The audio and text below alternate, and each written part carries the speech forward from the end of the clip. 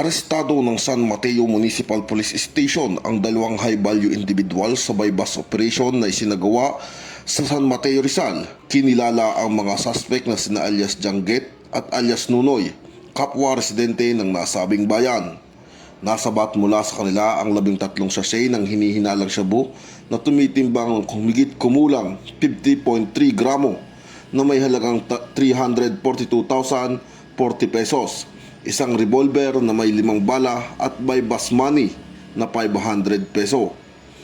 Ang mga suspect ay nahaharap sa kasong paglabag sa Republic Act 9165 o ang Comprehensive Dangerous Drugs Act of 2002 at Republic Act 10591 o ang Illegal Possession of Firearms and Ammunition.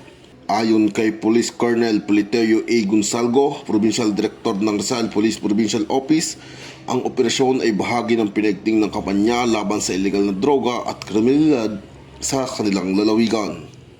Mula dito sa Calabarzon, ako ang inyong PNN correspondent, Patrolman Jan Lawrence B. Ilagan, alagad ng batas, tagataguyod ng Balitang Pulis.